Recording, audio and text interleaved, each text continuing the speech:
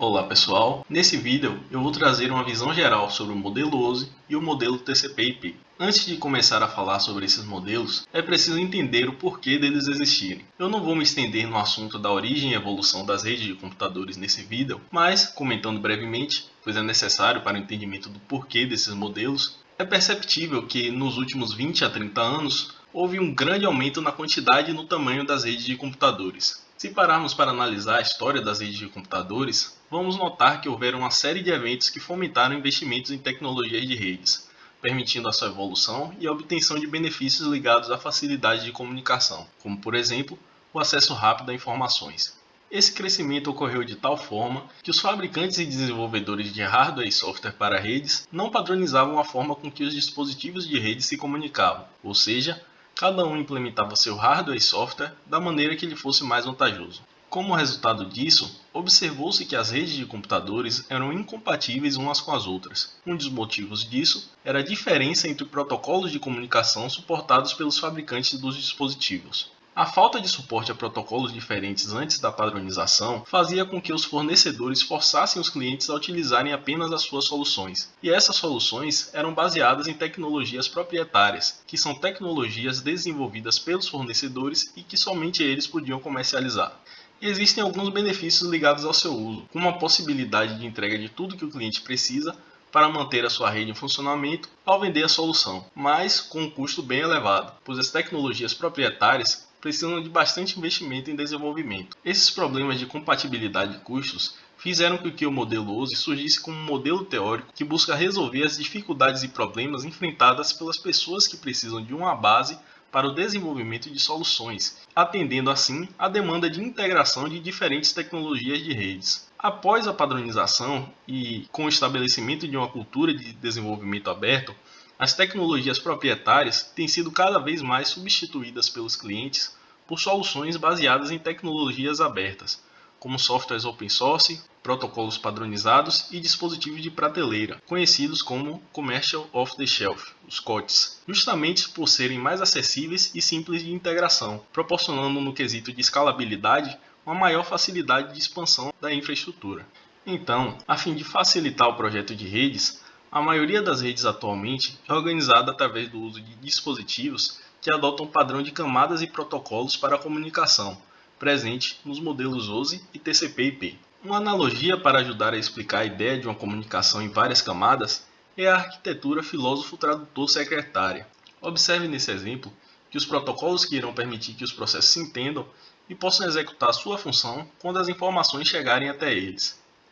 Imagine dois filósofos, que são como processos se comunicando na camada 3, que utilizam como protocolo de comunicação os seus idiomas, sendo que um deles fala inglês e o outro fala francês. O filósofo 1, no local A, deseja transmitir a sua admiração por coelhos ao seu par, que é outro filósofo, por meio da mensagem I like rabbits. Como não falam um idioma em comum, eles contratam tradutores, que são processos que se comunicam na camada 2. Como os tradutores resolveram usar um idioma neutro, português, então a mensagem é convertida para eu gosto de coelhos. Nesse caso, a escolha do idioma é o protocolo da camada 2, que deve ser processada pelos pares dessa camada. Então, a seguir, o tradutor entrega a mensagem a uma secretária para ser transmitida, por exemplo, por fax, que é o protocolo da camada 1. Quando chega ao local B, a mensagem é devolvida seguindo a mesma lógica do envio, passando pelas interfaces que conectam os agentes envolvidos no processo de comunicação, para que, por fim, a mensagem chegue traduzida ao filósofo 2. Com essa analogia, torna-se perceptível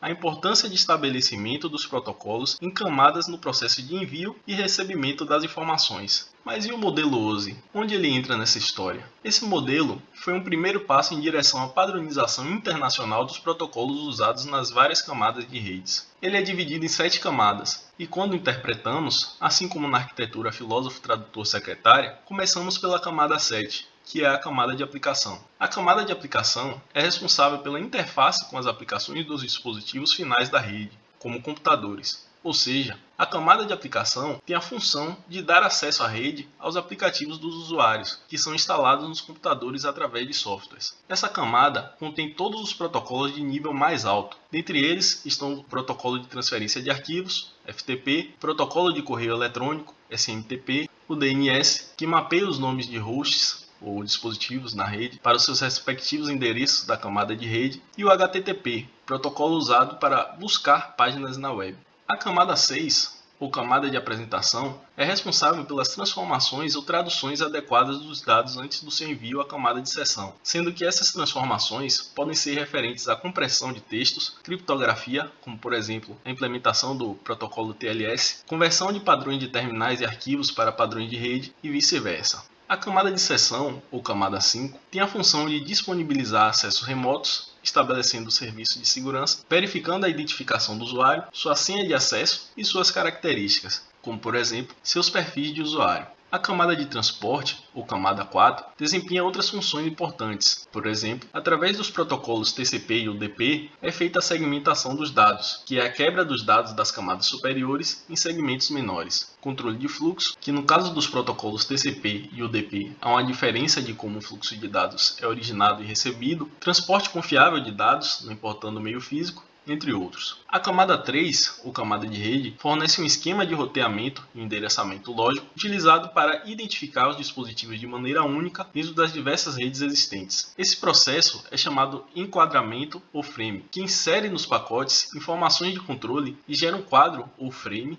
de camada 2 apropriado para cada meio de transmissão que estiver sendo utilizado. Já a camada de enlace, ou link de dados, tem a função de preparar os pacotes que vêm da camada de rede, para que eles possam ser enviados corretamente pelos diferentes tipos de meios físicos. Por último, a camada 1, ou camada física, do modelo OSI, trata da transmissão transparente de sequências de bits pelo meio físico, sendo a parte final da comunicação. Um conjunto de camadas e protocolos é chamado de arquitetura de rede, e a forma de comunicação e a função de cada camada geralmente difere de uma rede para outra. No entanto, em todas as redes, o objetivo de cada camada é oferecer determinados serviços às camadas superiores através de protocolos, isolando essas camadas dos detalhes ligados à sequência de ações necessárias para a troca de informações na comunicação. Isso traz benefícios para os desenvolvedores de protocolos, que ao invés de ter que trabalhar com a comunicação de uma ponta a outra, trabalha apenas em partes específicas através dessas camadas. Além disso, previne que as tecnologias de uma camada afetem as outras camadas, facilitando o processo de identificação de problemas na comunicação. Por exemplo, para assistir a um vídeo no YouTube, sem que você perceba, para que haja confiabilidade, bom desempenho e segurança, são executadas diversas ações através de protocolos específicos a nível de aplicação,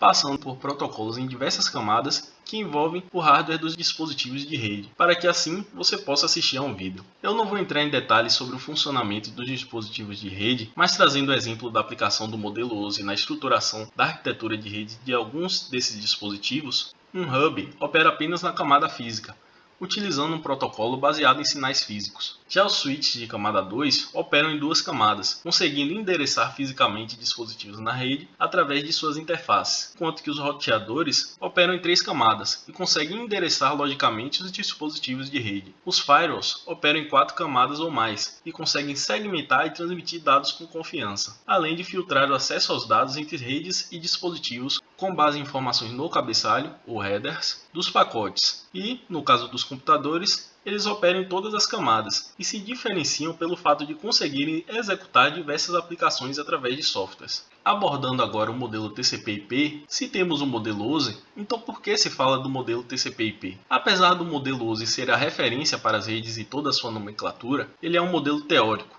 utilizado para descrever como ocorre a comunicação entre dispositivos devido ao alto grau de detalhamento desse padrão. A arquitetura TCP/IP é a que foi realmente implementada para realizar a comunicação entre dispositivos e redes, e está em uso até os dias de hoje, tanto nas redes internas, intranets, como na internet. Em termos práticos, o modelo OSI é menos utilizado justamente por seguir uma abordagem vertical, buscando detalhar um sistema de comunicação por meio de computadores, enquanto que o TCP/IP é mais utilizado por seguir uma abordagem horizontal, com uma estrutura mais simplificada.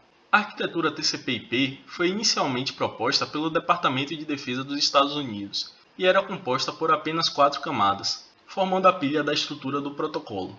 Após um tempo, ela passou por mudanças e atualmente se encontra com 5 camadas, sendo que na prática, as camadas 5, 6 e 7 do modelo OSI foram mescladas para formar a camada de aplicação do TCP/IP. Já as camadas 3 e 4 do modelo OSI são similares às camadas 2 e 3 do TCP/IP. Inclusive, a camada de transporte do TCP/IP tem o mesmo nome, porém a camada 3 do modelo OSI de rede no modelo TCP/IP é chamada de internet. Por fim, as camadas 1 e 2 do modelo OSI foram mescladas no TCP/IP para formar a camada de acesso aos meios, acesso à rede ou link de dados, que após modificações seguiu a mesma estrutura do modelo OSI, com as camadas física e de enlace. Normalmente, no modelo TCP/IP, não se costuma se referir às camadas pelos números delas, mas sim pelos seus nomes, enquanto que, quando nos referimos pelo número das camadas, estamos falando do modelo OSI.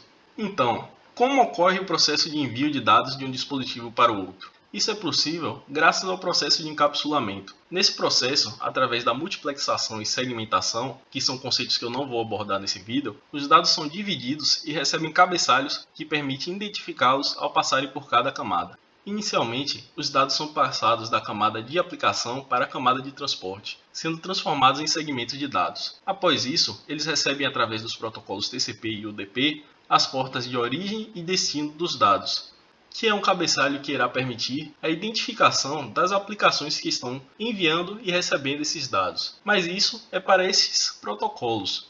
Lembrando que existem diversos protocolos e cada um é implementado de uma forma, a depender do projeto. Após o recebimento das portas, ao passarem para a camada de rede, através do protocolo IP, esses dados, agora segmentados, irão receber um cabeçalho que irá permitir identificar logicamente os dispositivos através do IP de origem, que é o IP do seu dispositivo, e o IP de destino, que é o IP do dispositivo de destino. Além disso, os dados serão transformados em pacotes, e assim será possível que ele seja roteado pela internet.